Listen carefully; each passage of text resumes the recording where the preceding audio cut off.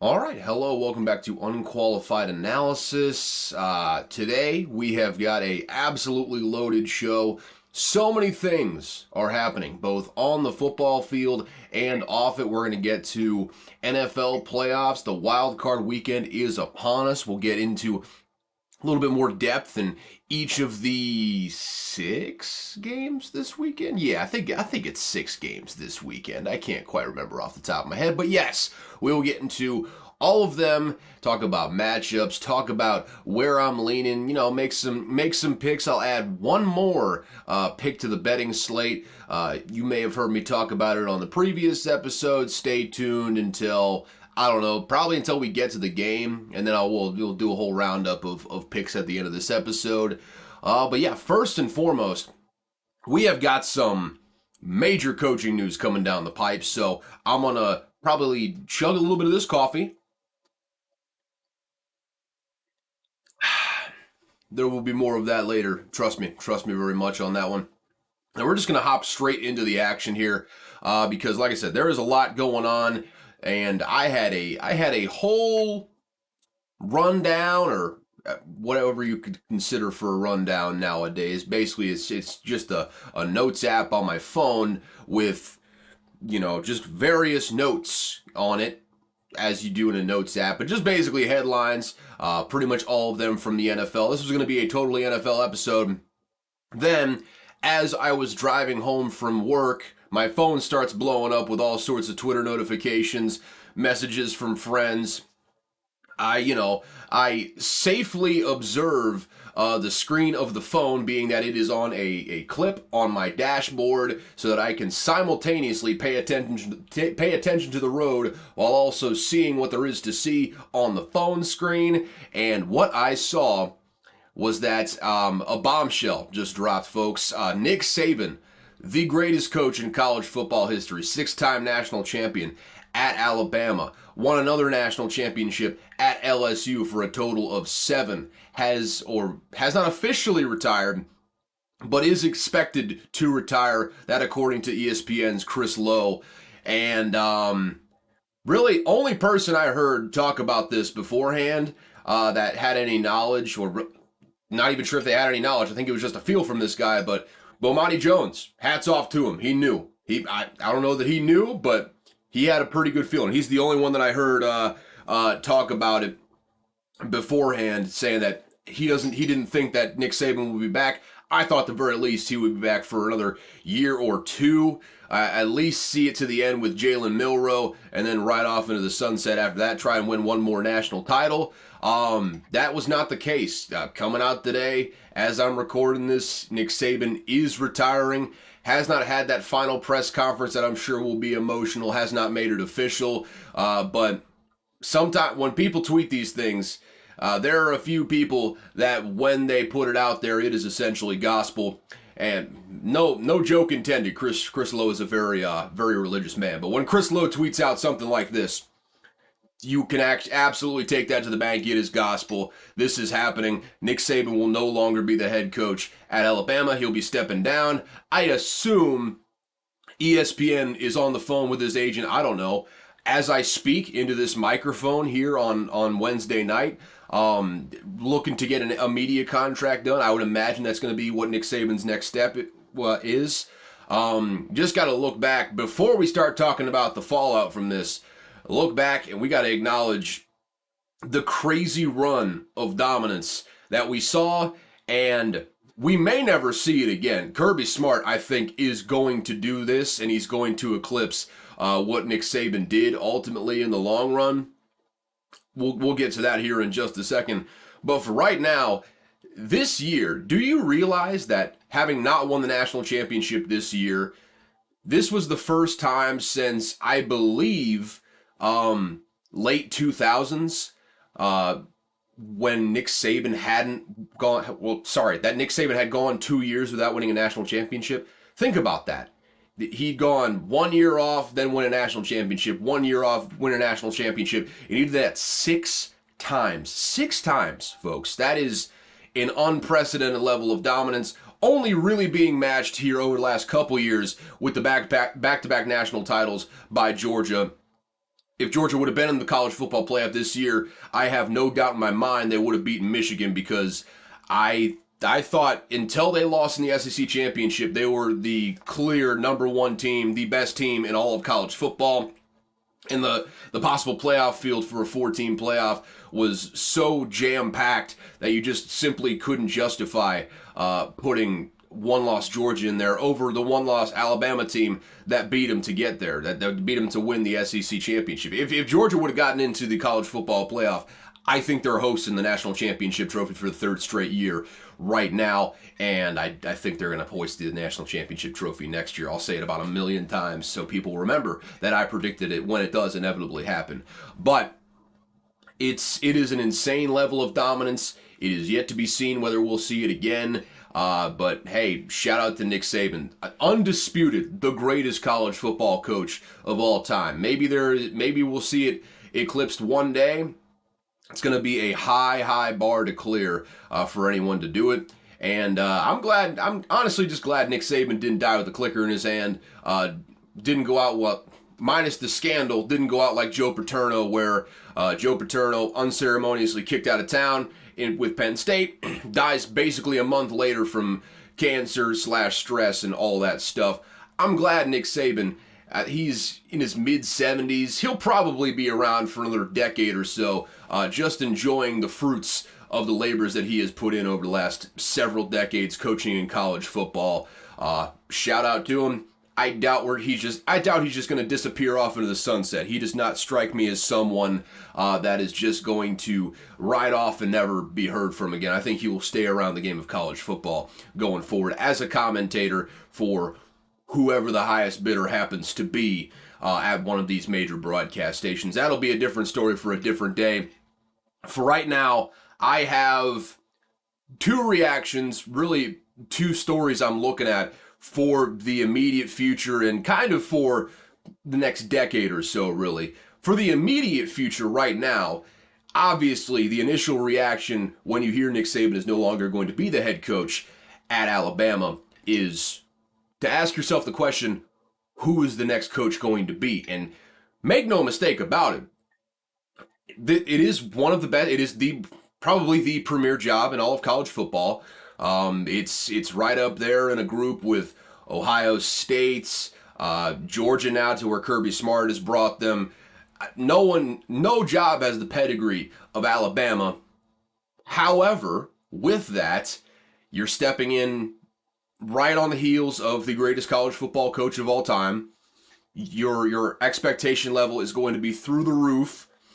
And just because we have not really been exposed to it over the course of Nick Saban's tenure there, just because of how dominant he has been, lest we not forget that before Nick Saban got there, this fan base has shown some abjectly insane behavior. Nick Saban has spoiled them to a point that if you go 9-3 in a season, they're likely to try and fire you. That, make no mistake about it, Nick Saban has set the bar so high at this point. The bar was already high before he got there, but he set the bar so impossibly high that if you don't win 11 games every year, hell, you go back-to-back years winning 10 games, they're likely to run you out of town. That's the type of stuff that whoever takes this job going forward is going to have to deal with.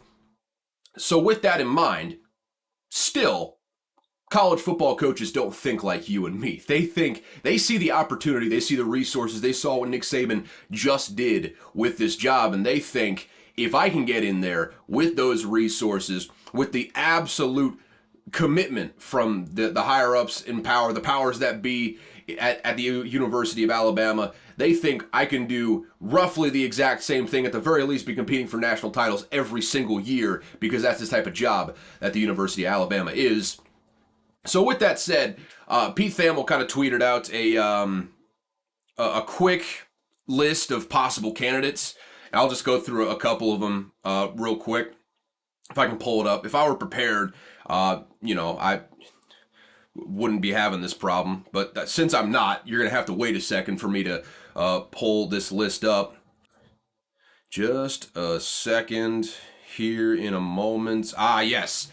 No likely internal replacements. Those are Pete Carroll's words, not mine, but I also agree. I don't think you're hiring Tommy Rees. And Kevin Steele, he just retired. That's not happening at all. Also, the linebacking coach that was supposed to be the DC heir apparent got hired by Mississippi State. So you're really out of internal candidates. So it's a lot of the big names you've heard of right now. Quick list from Pete Thamel here: Dan Lanning, Kalen DeBoer, Dabo Swinney. I find that one unlikely. James Franklin, also kind of find that one unlikely. Mike Norvell and Marcus Freeman.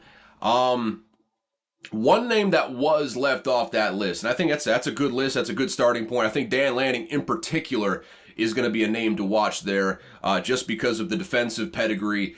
I don't know if they want to go full culture shock mode and just outright hire a new head coach that's like an offensive guy right out of the bat. Obviously, all of those candidates I just named have giant buyouts that you're going to have to work around. Money has not been an issue for the University of Alabama in the past, though, so they'll get past those buyouts in order to get whoever the hell they want. Lanning is the name to watch there, though. Like I said, he's a defensive guy who has shown a very high ability to bring in offensive coordinators and transfers at the right positions in order to get the offense that he wants installed, while also having good defensive personnel on the other side. So that's a name that I would watch right off the bat. However, I would be remiss if I did not mention that a certain current head coach of Ole Miss has made absolutely zero secret of the fact that when Nick Saban retires, like he just did today, he wants that job. He has made no secret about it. I'm talking about Lane Kiffin, of course, has been talking through back channels for the last 5-10 years, basically ever since he left Alabama, went down to FAU, built a monster there, went to Ole Miss, building a monster there as well. He's made no secret of the fact that he wants that job once Nick Saban retires. I think he's going to find his way into the mix there in some way, shape, or form. I don't know if the Alabama brass wants to bring him in, but I think certainly of the candidates that I just named, throw Lane Kiffin in there as well. He's certainly been the most vocal of that group, and honestly, there's probably more even outside of that group that are possible names to put in there as well. But as a selfish Mississippi State fan, think about this: the most anticipated Ole Miss season to date. I mean, it is national championship, at the very least playoffs or bust next year, right? You got all the pieces in place, and if Alabama comes in and poaches their head coach, whew, oh boy, man, I am going to laugh my happy little ass off, because if Lane Kiffin leaves, that transfer class is coming with him. And I would imagine Jackson Dart is coming with him. I would imagine Trey Harris. All of the guys that they're bringing in right now ain't staying at Ole Miss if Lane Kiffin goes, which would take the national title hopes and then put them through a shredder, put the shredded pieces through another shredder, then throw those shredded pieces onto a raging fire. That is what happens to Ole Miss's national title hopes if Lane Kiffin leaves for the Alabama job. So selfishly, I want Lane Kiffin to go follow his dreams, as he's wanted to follow his dreams for a long time now. Go take the Alabama job. Alabama, come on, just play ball with us right now. You're trying to make a poor Mississippi State fan's dream come true. We don't get these types of opportunities at Schadenfreude all too often, but when we do, I mean, it warms our little hearts more than you could possibly imagine. So do us a favor. Hire Lane Kiffin out from under Ole Miss right now. And you know what? Let Mississippi State prosper. Maybe we'll pick up some transfers off of that sinking ship that people jumping off of left and right and whatnot. Just something to keep in mind. Just something to keep in mind. Would be the most hilarious outcome for this season of hope in Oxford, Mississippi. With that said, though, I do feel like Dan Lanning is the guy to watch. I mean, the person to watch in this situation. Fits, I mean, a mold of a young Nick Saban, we'll just say. So that's that is one to keep an eye on. That's a story we're going to be following for the coming weeks, however long it takes to get a head coach, which I don't think will take very long. They're already very late in this hiring cycle. I mean, everywhere else has already hired a new head coach, already brought in a full transfer portal class. Alabama's behind the eight ball on this, actually. So still have that number 2 recruiting class. Very first thing in the door for whoever comes in is going to be keeping that recruiting class together, making sure no one leaves because Nick Saban has gone out the door. I don't know if Nick Saban really brought up the retirement to these recruits before they committed. Not sure if that weighs on whether they'll decommit or not, but that is order number 1, number 2 recruiting class in the nation right now, and got to keep it together. Whoever comes in has got to keep that together at all costs. This is going to be the story in college football for the next, I don't know, really until they hire a new guy, and then afterwards going into spring practice, really going into the beginning of next season is going to be who do they hire and what does that new hire look like at Alabama. End of an era in college football. And with that end of an era in college football, like that transition I just did there, like that, with that end of an era in college football, I think we have officially entered a new one. And that new era, which kind of has already started over the last 3 years or so. And you probably already know where I'm going with this if you're truly thinking about it like I am. The Kirby Smart era of college football has officially reached maturity, has officially entered its prime. With Nick Saban out of there was one guy going back and forth every single year with Kirby Smart, keeping him from getting there. Like the Detroit Pistons with Michael Jordan, like the Boston Celtics with LeBron James back in the day. There was one man, that was Nick Saban, standing in Kirby Smart's way to a national title every single year. That man just retired. And who's to say what the next head coach brings there at Alabama? Maybe they'll, not lose anything. I find that hard to believe. I think there's going to be a major adjustment period after Nick Saban goes out of the building. And with that, I think Kirby Smart is going to grab this sport by the balls in a way that's very similar to Nick Saban. I think we may be on the cusp of seeing one of, if not the greatest college football dynasties of all time. I've said it about 1 million times at this point. I think Georgia wins the national championship next year. I think they're going to be continually at the top of the total, composite rankings, transfer, recruiting, you name it. Total, they'll be number 1 basically every year in all of it. And they will have the best team on the field basically every single year. I find it hard to see a year where they're finishing outside of the top 5 on a consistent basis. I think they're going to be competing for national championships every single year. And Kirby Smart is young, by the way. He's not even in his 50s yet. He still probably has another 20 years of tread left on those tires. I could very easily see him reeling off another 5, 6 national championships, maybe even more than that. We'll see. I'm not trying to go full LeBron James here and start reeling off 6, 7, 8. We'll see how many it gets to. I'm not trying to say that at all. But again, there was one consistent competition and a rotating cast of characters outside of that one man consistently competing with Kirby Smart, and that man just retired. I'm telling you right now, mark my words, the Kirby Smart era of college football has officially arrived. It had already arrived if you've been paying attention here over the last couple years. There's no question about it. Kirby Smart has not eclipsed Nick Saban's legacy by any stretch of the imagination. He's going to need quite a few more national titles in order to get to that point.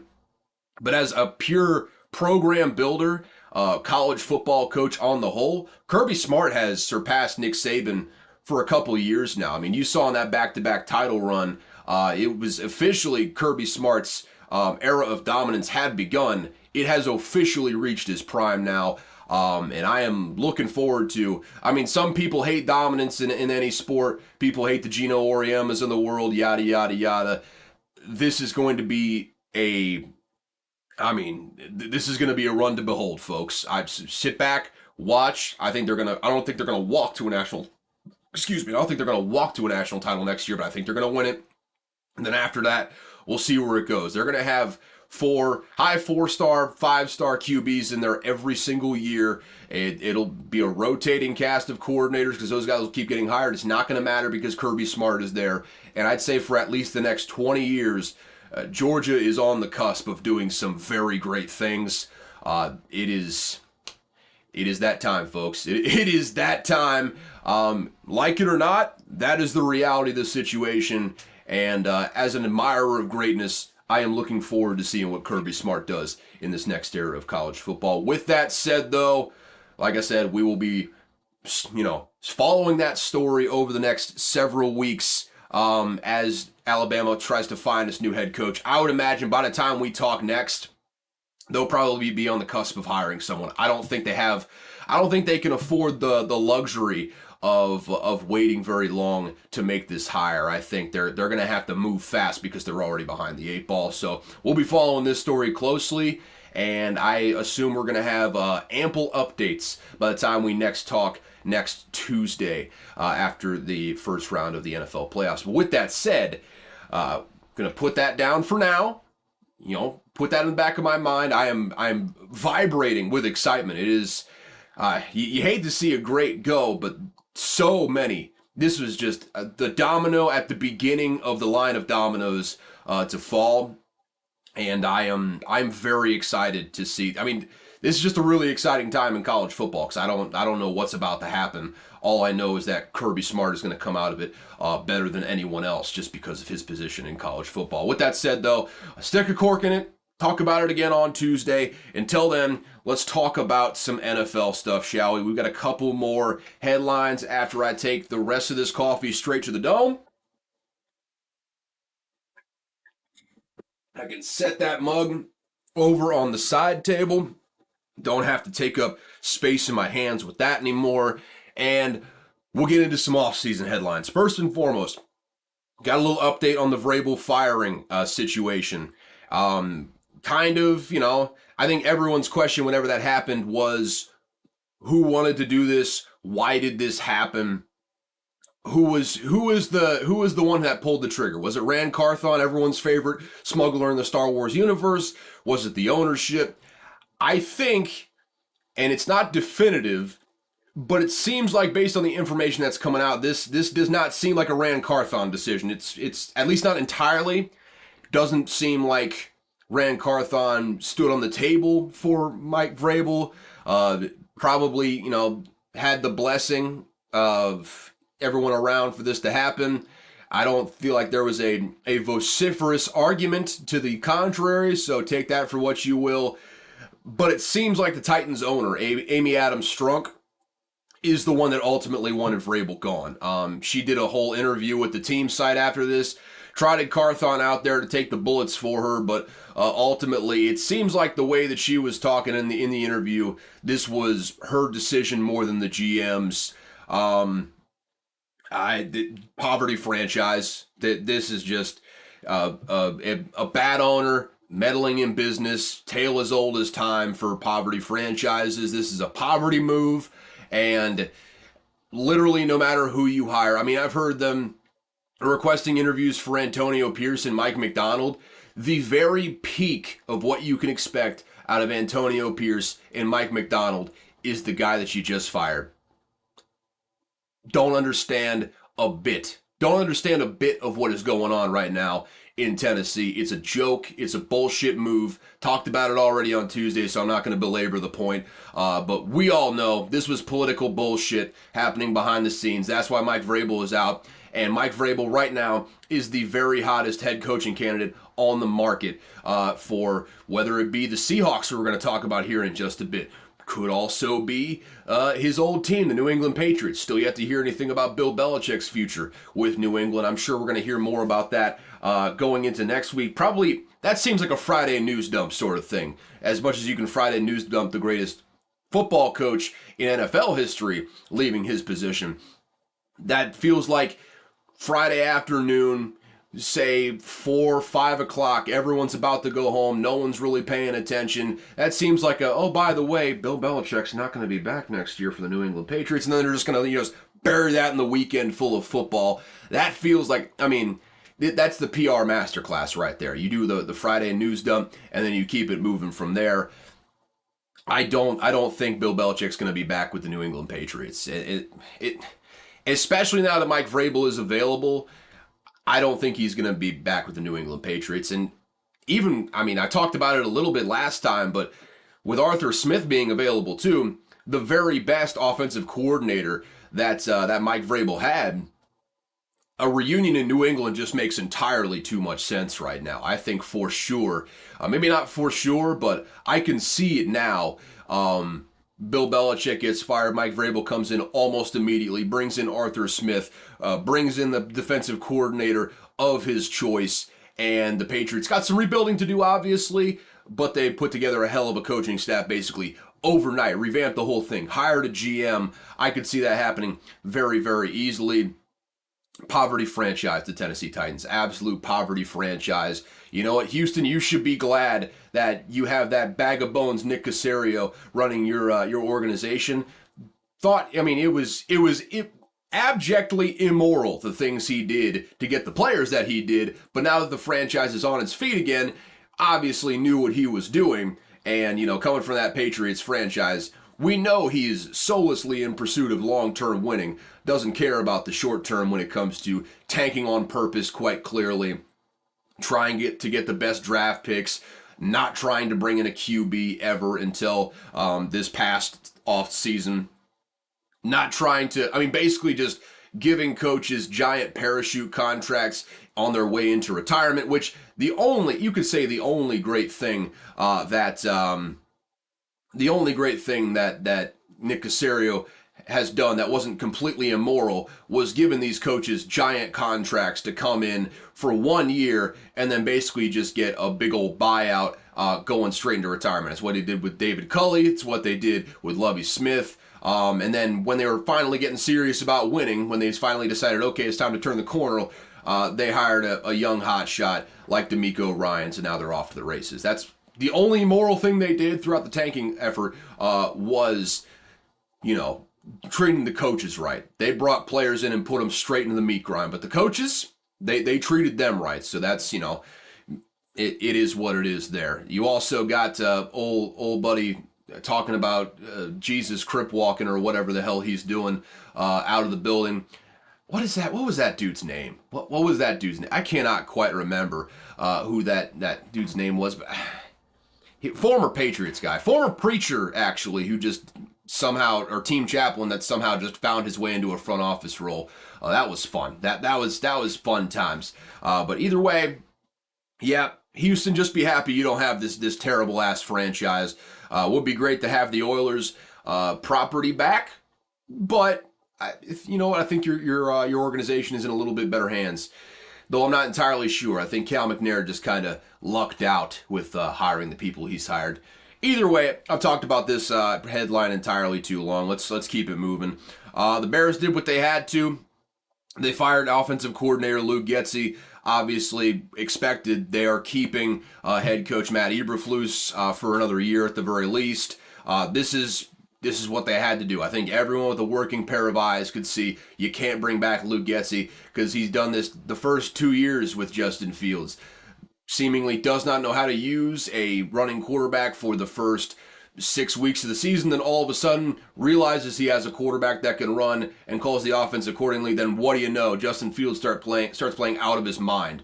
Almost, had the fans do a full mutiny for goddamn Tyler Bagent this year. That's how bad Luke Getsy was at times throughout the year. Chris Collinsworth,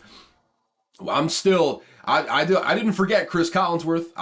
I did not forget you pining for Tyson Bagent on Sunday Night Football when he's throwing 2 interceptions and getting just body bagged by whoever the hell they played, saying, I don't know what it is about this guy. I like him. I think I have a certain idea of what it is about him that you like, but we'll stay away from the hard and fast accusations for now. This was exactly what they had to do.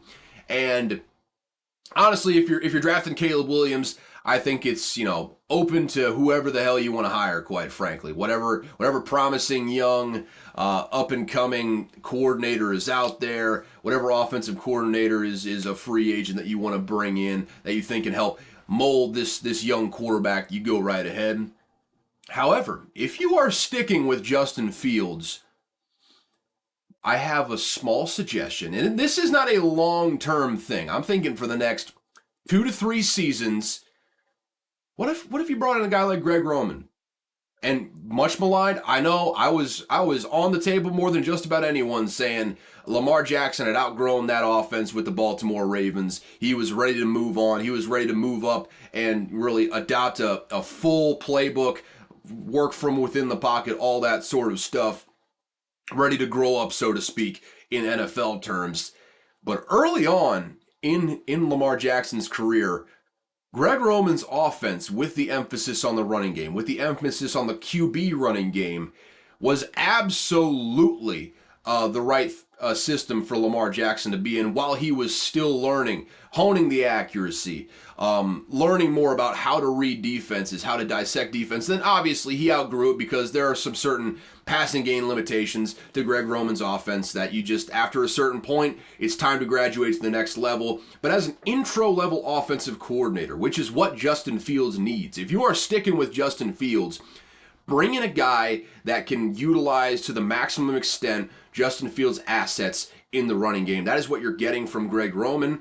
I think, and again, if it's Caleb Williams, Caleb Williams is a stud. You bring in whoever you think can mold a young passer with a live arm like Caleb Williams. If you're sticking with Justin Fields, though, and you know you're going to be utilizing that dynamic running ability, Greg Roman, I think, is a guy that you really have to take a long, hard look at. And you know what? I shouldn't even be saying this as a Vikings fan, trying to give the Bears good ideas, but I don't think, call me a skeptic.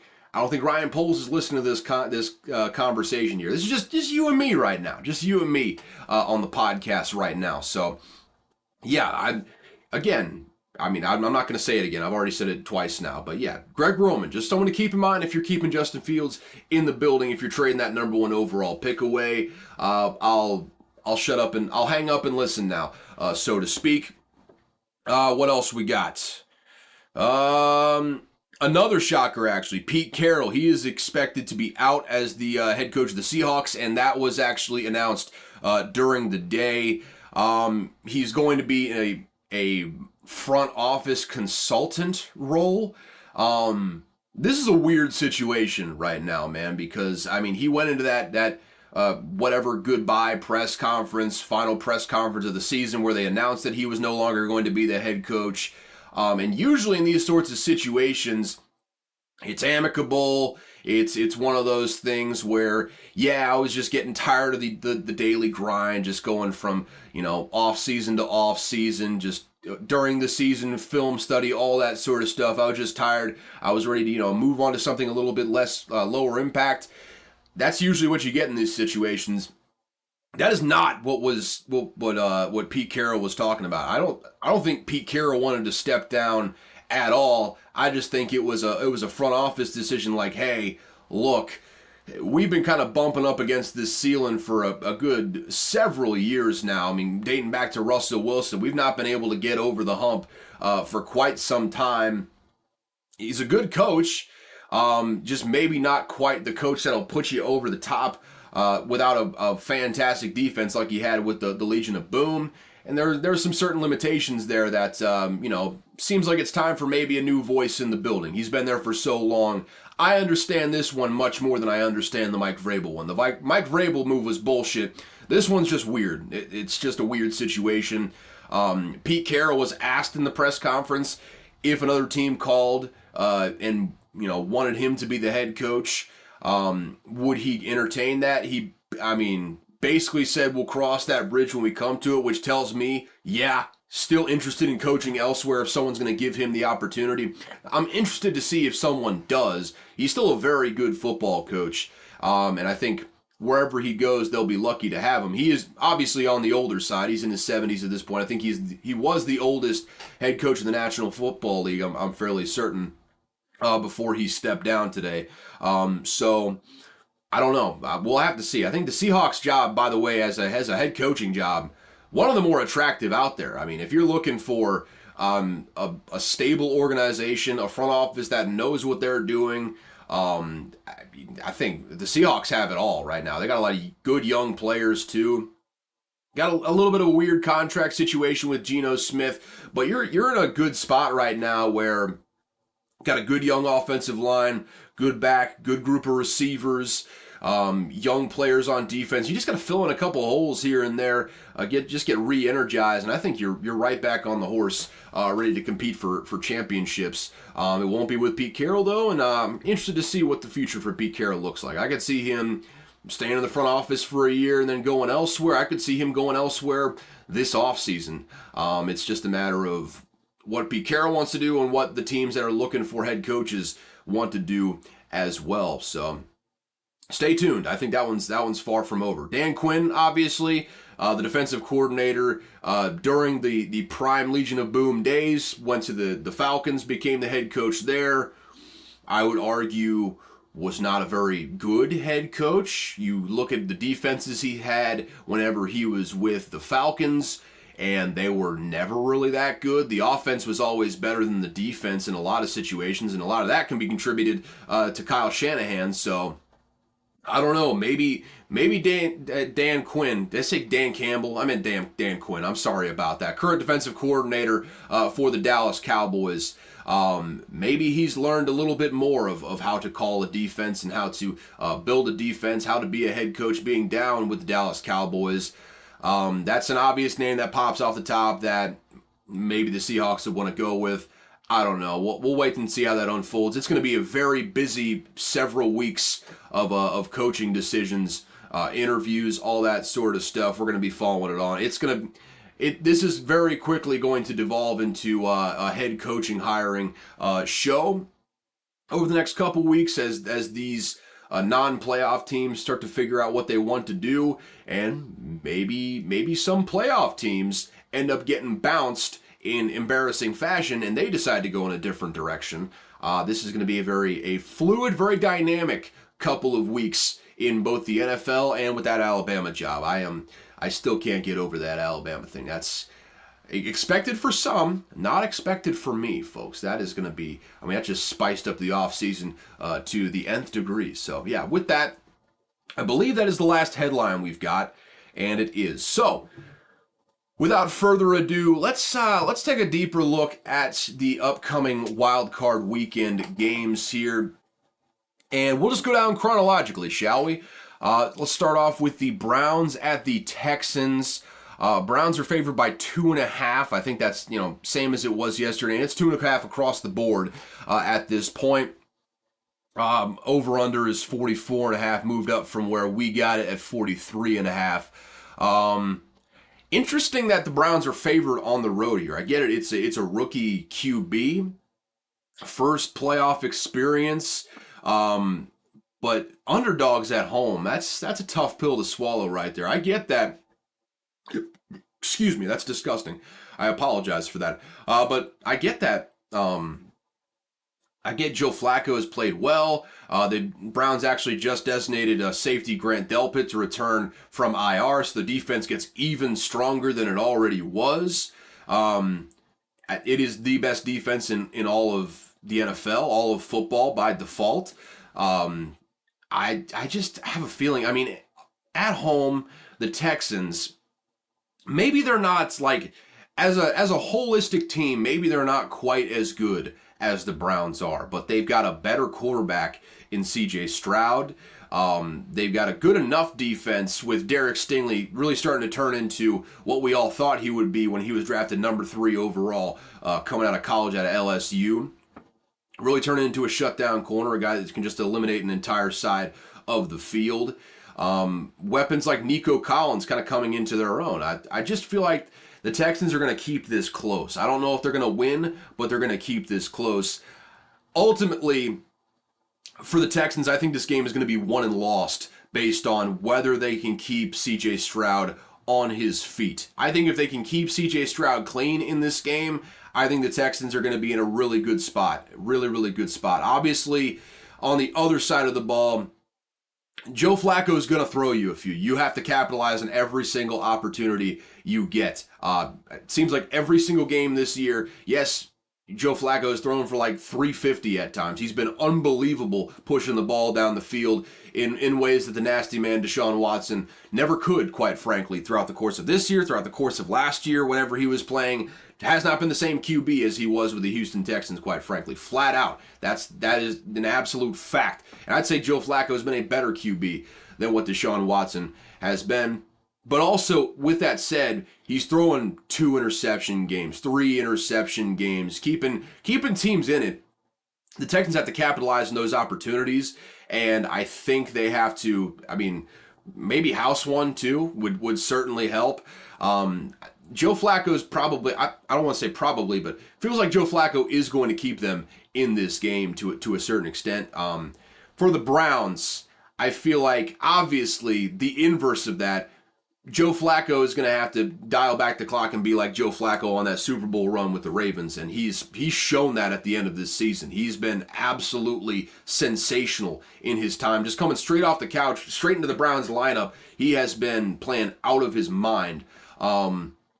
More than anything, I think this game is going to come down to, I think the Browns will probably have a lead late, and they're going to ask that offensive line and Jerome Ford to put this game away.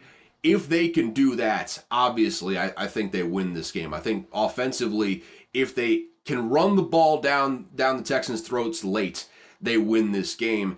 Throughout the course of the game, I think Joe Flacco is going to have to hit a few of those long balls. And defensively, obviously, the Texans' running game has not really been strong really all year. You saw last week, Devin Singletary was just running into brick walls over and over and over again.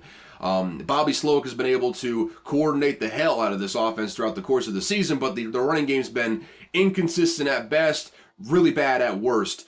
You stymie the running game, make them a one-dimensional team, the Texans, and you let Myles Garrett, Zadarius Smith, all of the weapons that you have in the pass rush get after the quarterback. I think that secondary is going to feast. I think C.J. Stroud has been very, very good at not turning the ball over all year. I think the Browns have a really good chance of going in there and getting some turnovers. I think it's going to be a really good game. I think that here's the thing. I think it's either going to be a really good game, a really close game, or the Browns are going to blow this thing open. C.J. Stroud is going to have 2 or 3 interceptions, and it's going to be an absolute snoozer by the fourth quarter. I just have a feeling that it's kind of how I felt about the national championship game. It's a little bit different matchup, but kind of similar dynamic. I understand why the Browns are favored in this game. I'll say that. I just have a feeling. I like C.J. Stroud, man. I liked him coming out of college. Really, the second, I had some reservations about C.J. Stroud. Make no bones about it. You go back through the course of this podcast, there are times where I simply was not a believer in C.J. Stroud. I thought he shriveled up in the biggest of moments in college at times. All I needed to see, though, was that Georgia game in the college football playoff, and I said, if I were sitting at the number 1 overall pick, I would take him in a heartbeat. And he has done nothing in his rookie season to get me off of that. So I think he's already a top 10 quarterback in this league, quite frankly. I think C.J. Stroud is a sensational quarterback. Texans are going to need him to be sensational in this one. I have a feeling he's going to show us some special things here in this opening round of the playoffs. Might be the welcoming party to the elite club for C.J. Stroud. It's going to be a fun game. I hope it's going to be a fun game anyways between the Browns and the Texans. For the sake of the purposes of this segment, for the preview, I'm still picking the Browns. I just feel like them and the Bills have been so hot down the stretch of this season. Joe Flacco's on one of those streaks that you've seen take a team like the Ravens all the way to a Super Bowl championship. I think Joe Flacco has a big game. Maybe he gives the Texans 1 or 2, maybe keeps them close, but ultimately I do think that Browns running game is going to put the Texans away at the end. So give me the Browns in this one. I'm not betting it, but for the sake of the pick, I'd take the Browns at -2.5 here. All right, so let's move on to the late game on Saturday. We got the Dolphins versus the Chiefs. This one, pretty good mix of numbers, either 4.5 or 4. Pretty good mix of numbers too. It's a 4.5 in a lot of places. You can get a 4 at FanDuel, PointsBet, and Caesars right now, just based on whatever direction you want to go.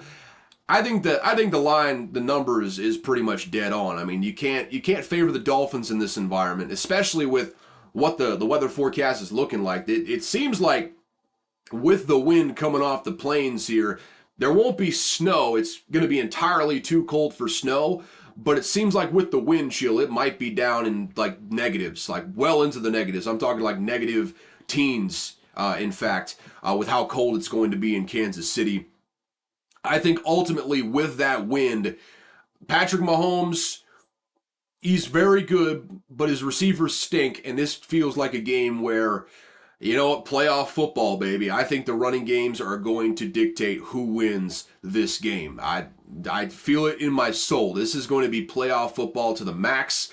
I don't know what the overall wind speeds are going to be. I do know Tua Tagovailoa is not the strongest armed quarterback in the league. He's very precise. He's very accurate. But throwing into gusts of wind like he's going to face at Arrowhead is going to be a giant challenge for him. I feel that right now.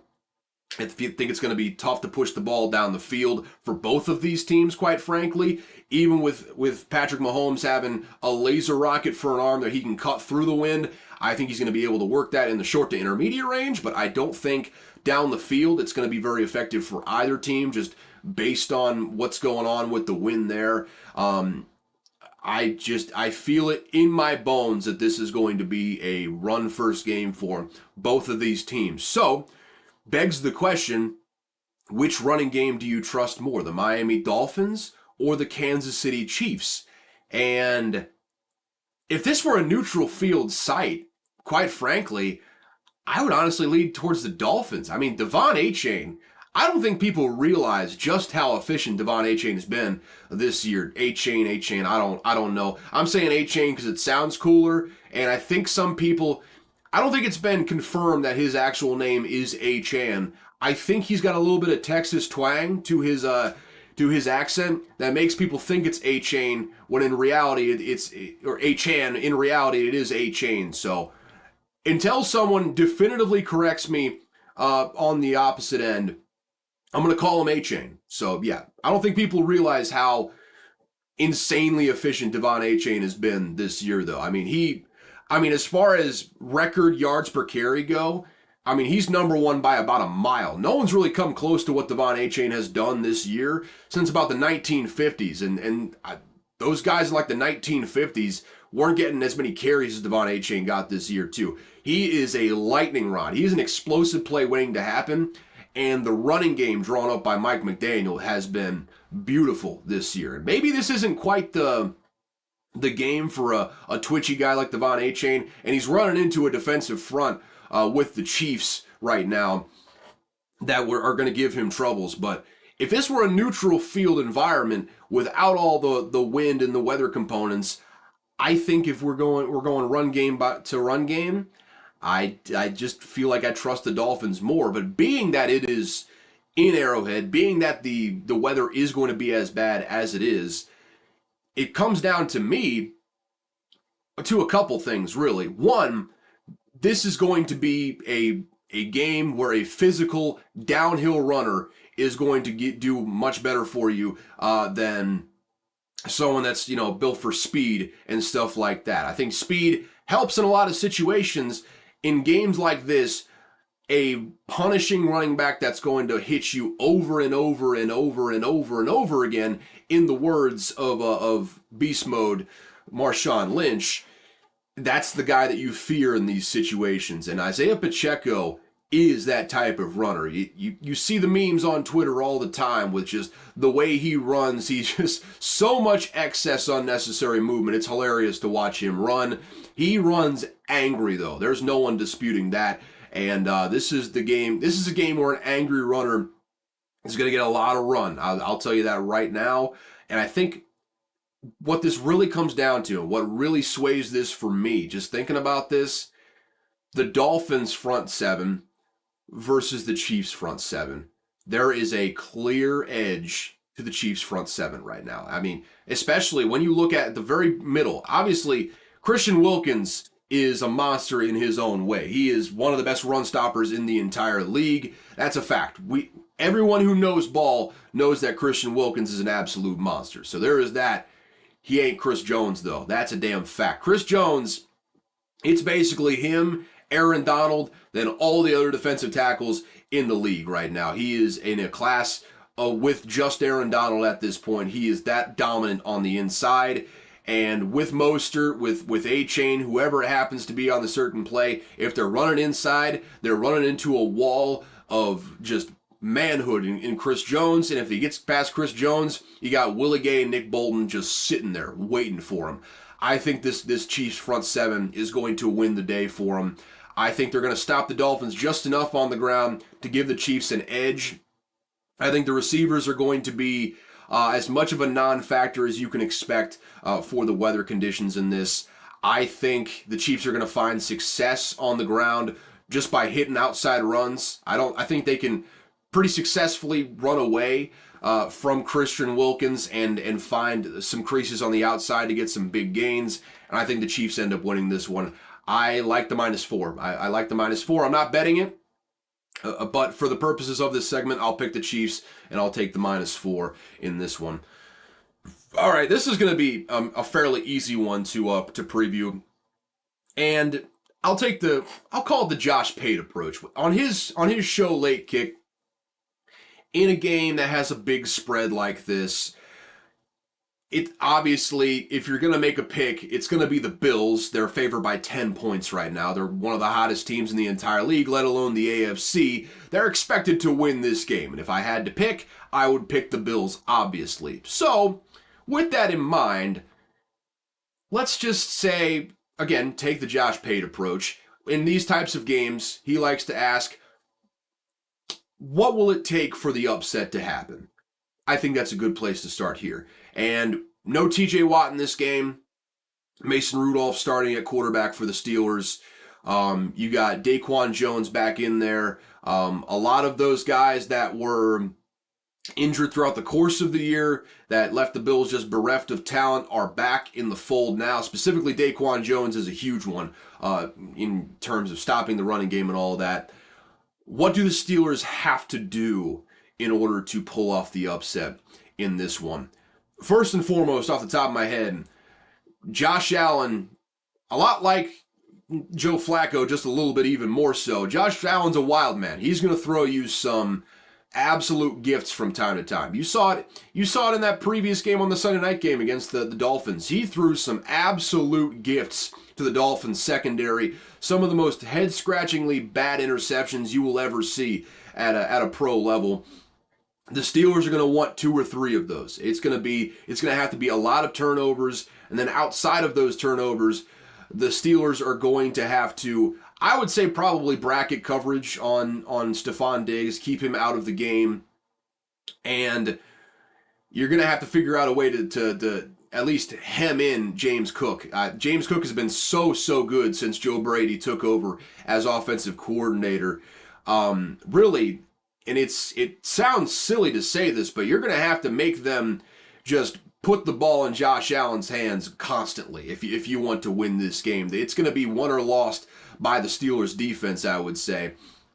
If they can find a way to stymie this running game without TJ Watt in there, Cam Hayward's going to have to step up. Alex Highsmith's going to have to step up. Basically, that entire Steelers defense is going to have to step up in a big way.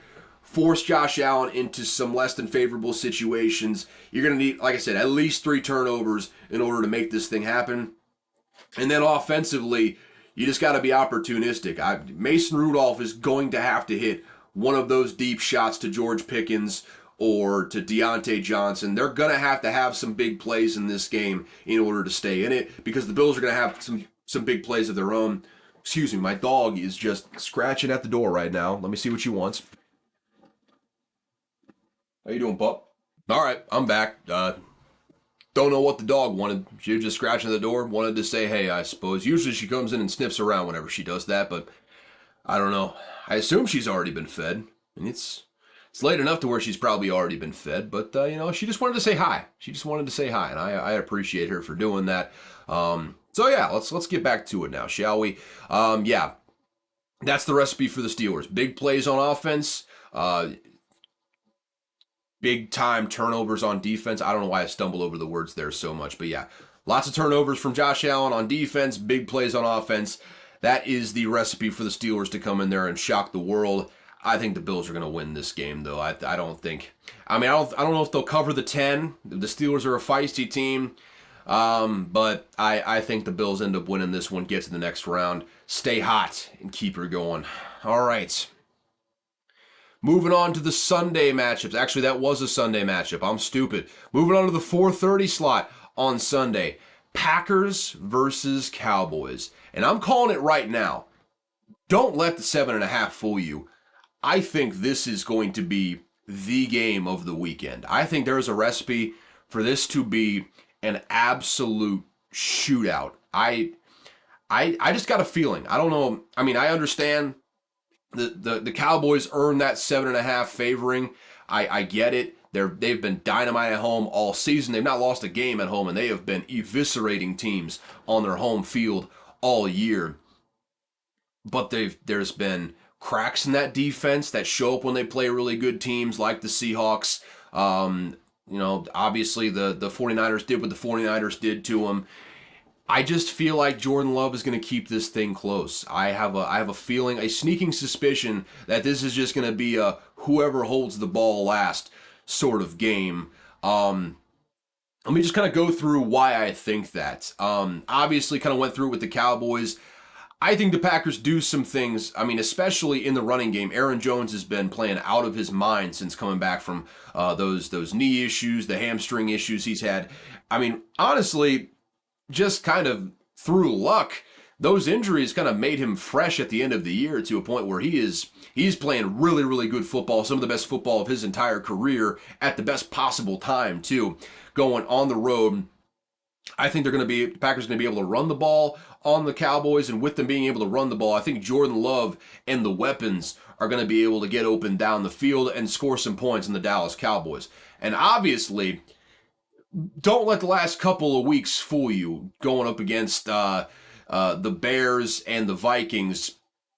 Joe Barry's defense gave up 30 to the Panthers. They're going to give up probably 30, maybe even more than that to the Cowboys in this game. The Cowboys will score points. They've been scoring like 40 damn points a game at home this year, and they're going to do just that in this one. Dak Prescott's going to move the ball up and down the field on the Packers. I just think neither of these defenses are going to play particularly well in this one. I think this is going to be must-watch television, folks. I have a sneaking suspicion that this is going to be an absolute classic of a football game. Already took the over at 49.5. That's moved to 50.5. It's 51 in some places now. So maybe one that you want to hop on there as soon as possible if you haven't already at 49.5. I love the makeup of this game, and I think this could be a real coming out party for Jordan Love. Honestly, I think the way that the Packers win this game, and I think it's not out of the question, is really you be the last one to hold the ball. Joe Barry, get one stop in a key situation. Don't let Dak just drive down the field in clutch time moments. I have no faith in Joe Barry to do that, but that is how you win this game. Cowboys, you win this game by getting to Jordan Love, by pressuring Jordan Love, maybe forcing a turnover here and there. All it's going to take is one major play from one of these defenses to be the difference in the game, quite frankly. It's going to take one big play. I don't know what defense is going to do it. One big play from one of these defenses will win the game because, like I said, I think these offenses are going to move up and down the field. I think this is, for my money, this is going to be the game of the weekend, Packers versus Cowboys. And as far as the winning the game goes, I suppose I would pick the Cowboys, right? Like, they've been so good at home this year, you almost have to pick the Cowboys. But the history of the Cowboys in the playoffs does make me want to pick the Packers. So, that being said, my fourth gambling pick of the week, the one I have already put money on, Packers plus 7.5. I love that number. I think this is going to be a one-score game right to the end, man. I think this is going to be, like I said, the best game of the weekend. Going to be must-watch television. This has like 31-27 written all over it. Maybe even a higher score than that. Maybe we'll get like some sort of like college shootout type atmosphere going to come down to one defensive play. One turnover here, one big stop there, a 3 and out in a key pivotal moment. Who's going to make the play? That's who wins this game. I got the Packers on the spread. We'll see who wins. For the sake of the show, we'll pick the Cowboys on money line, but Packers spread, I think they keep this close. Final game of Sunday, the biggest storyline of the weekend. Rams going on the road. Matt Stafford returning to Detroit to face off against the Lions. Lions are -3 across the board. Over-under is the highest of the weekend, 51.5 in most places. That has moved to 52 at PointsBet.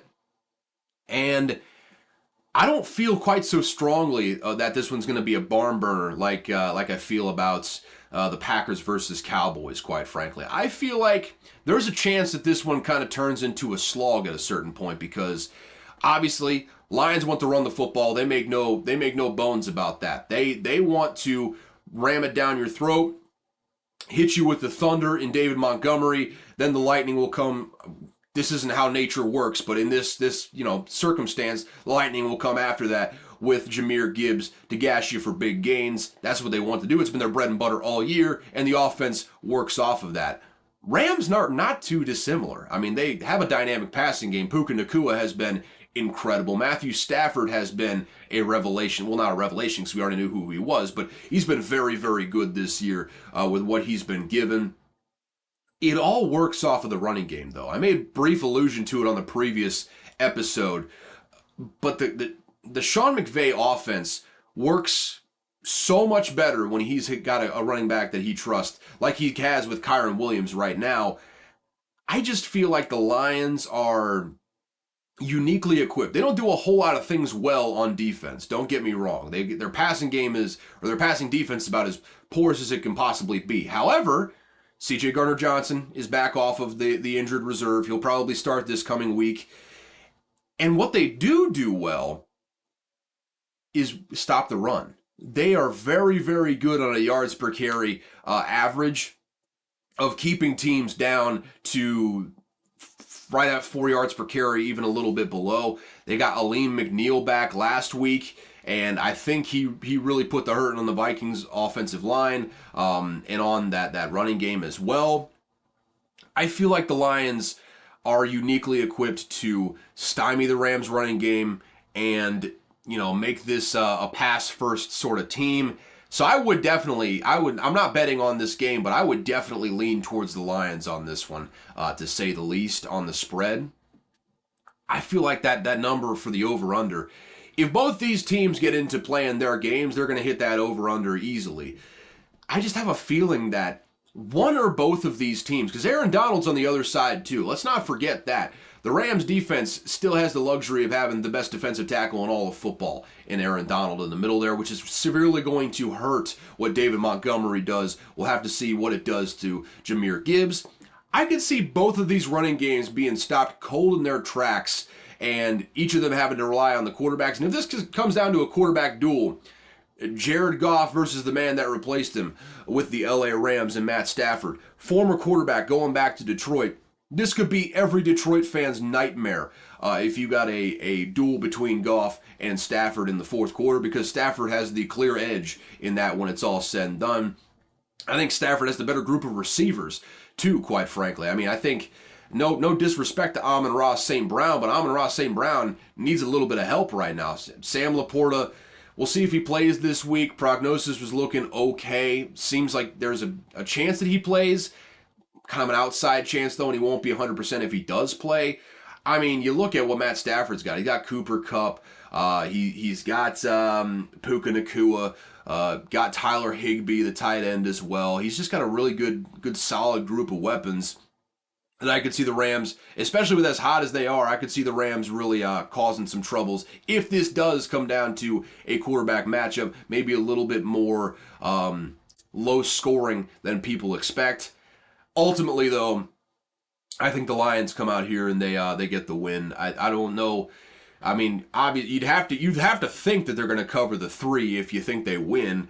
I do think this will be a close game. I'm I just think the Lions are going to be a little bit better. I don't think they're built to go deep in the playoffs. I've made no bones about that here over the course of the season, but I think they're built to win this game. So yeah, I like the Lions in this one, getting their first playoff win in the last, really, since before I was born. So incredible stuff. I like the Lions in that one.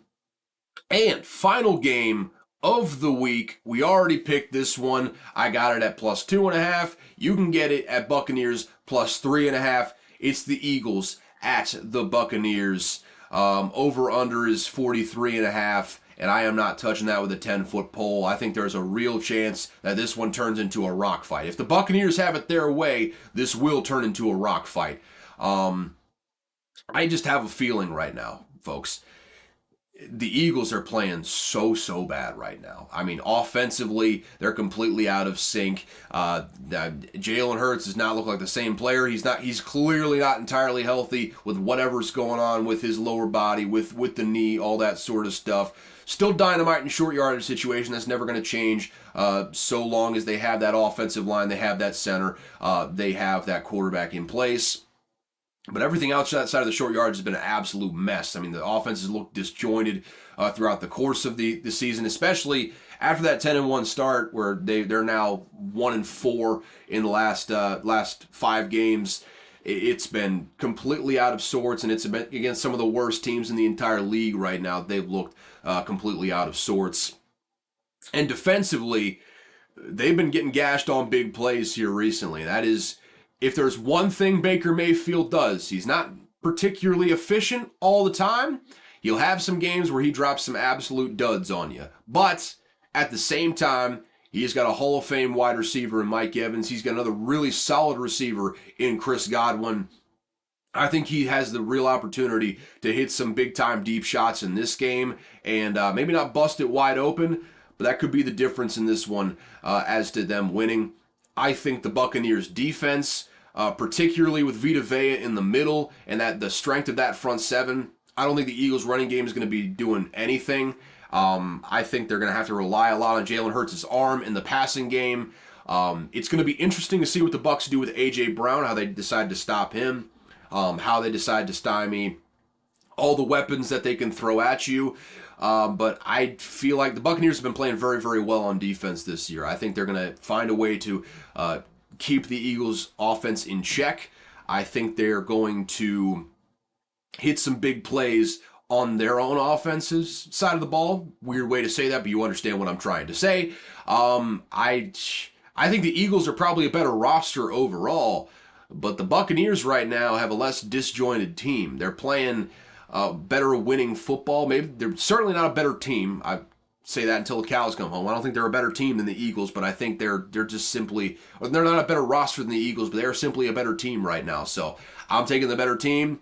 I'm taking the Buccaneers at +3. Got them at +2.5. Either way, I think they're going to outright win this game. And I've said it before, I'll say it again. If the Buccaneers win this game by double digits, do not be shocked if Nick Sirianni is fired as head coach there. I don't think it's going to happen, but if it does, that's the recipe for it to do so. So keep an eye on that. I like the Buccaneers to win this one, but how they win or whether they win is going to greatly dictate the future of Nick Sirianni in Philadelphia. So that's one to watch right there. Absolutely one to watch. With that, that'll bring us to the end of this episode. Just a brisk hour and 9 minutes, actually. We made some good time on that one. So with that, let's do a quick roundup of the picks I've got for this weekend. 4-pick slate, only 6 games. So you get, 4 picks, 6 games. I think that's good value for you right there. 2 of them are in 1 game, but we're not going to talk about that. First off, got the over of 43.5 with Browns-Texans. That's moved to 44.5. Had to get in on that one early. Really before I even brought it on the podcast, so I apologize for that. Bucks at +2.5 versus the Eagles. You can get that now at +3, even more favorable number. Packers-Cowboys at over 49.5. That one's moved to 50.5. Still love it. I think that's going to be an absolute shootout. Again, best game of the week, quite frankly. And then on top of that, double dicking. Wow, what a Freudian slip right there. Wow, that was awesome. Double dipping on the Packers-Cowboys game. I got the Packers at +7 on the road. I think they keep it close. Even if they don't win, I think they keep it close, and that is a banger of a football game. So, with that said, that's all for me, folks. Thank you for tuning in. Enjoy the football this weekend. It is going to be a dandy. I don't think there's really a whole lot of games out there that are going to end up being blowouts. There's probably going to be one or two. There always is. But I think by and large, we got some bangers in the opening round of the NFL playoffs, and I cannot wait to watch them all this weekend. So thank you so much for tuning in to Unqualified Analysis. That is all for today. If you enjoyed, subscribe wherever you listen to this. Spotify, Apple Podcasts. You're not watching on YouTube, but go ahead and subscribe on YouTube if you'd like to. Amazon, all that sort of stuff. If you want to follow me on Twitter, that is a link down in the description. It's at Caleb Verzak if you just want to type it in. Good luck trying to spell Verzak. I look forward to seeing all the fucked up typos that you have out there. Just lost my train of thought, but yeah, you can hit me up on the email as well, unqualifiedanalysis@gmail.com, and you can, hit me up there if you'd like to go the old-fashioned way. You can also just go in the DMs if you're on Twitter. That's probably an easier way to get to me. Probably be more responsive that way, I would imagine.